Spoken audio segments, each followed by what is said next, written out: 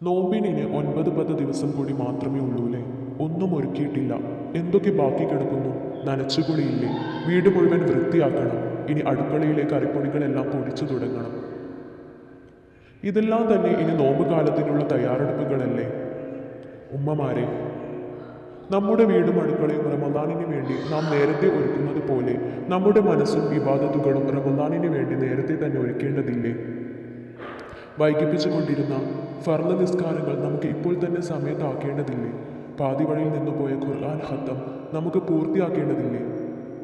ദിക്റില്ലാതെ അലഞ്ഞു തിരിയുന്ന നമ്മുടെ നാവ്, നമ്മുടെ സംസാരങ്ങൾ അള്ളാഹുവിലേക്ക് കൂടുതൽ അടുപ്പിക്കേണ്ടതില്ലേ. അള്ളാഹുവിനോട് പൊറുക്കൽ തേടിയും മറ്റുള്ളവരോട് പൊരുത്തപ്പെട്ടു കൊടുത്തും ഹൃദയം ശുദ്ധമാക്കേണ്ടതില്ലേ.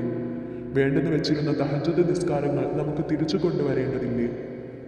ഇതെല്ലാം കൂടാതെ നമ്മുടെ തൗഹീദ് ശരിയാണോ എന്ന് പരിശോധിക്കേണ്ടതില്ലേ. കാരണം തൗഹീദ് ഇല്ലെങ്കിൽ ഒരു അമലും സ്വീകരിക്കപ്പെടില്ലല്ലോ. സ്നേഹിക്കുന്നവരുടെ വയറു നിറക്കുമ്പോഴും അവരുടെ ഇബാദത്തുകൾ എളുപ്പമാക്കി കൊടുക്കുമ്പോഴും നമ്മുടെ സ്വന്തം ഇബാദത്തുകൾ മറന്നു പോകാതെ നോക്കേണ്ടതില്ലേ. ഇപ്പോൾ തന്നെ തുടങ്ങണോ? റമദാനിൽ തുടങ്ങിയാൽ പോരെ? കാരണം ഇത് ഷഅബാൻ മാസമാണ്. റമദാനിൻ്റെ ബർക്കത്ത് പൂർണ്ണമായി ലഭിക്കണമെങ്കിൽ തയ്യാറെടുപ്പ് ഇപ്പോൾ തന്നെ തുടങ്ങണം. റമദാൻ നിങ്ങളെ മാറ്റും എന്ന കാത്തിരിപ്പ് അവസാനിപ്പിക്കൂ. മാറ്റങ്ങളോടെ നിങ്ങൾ റമദാനെ വരവേൽക്കും ഇന്ന് തന്നെ.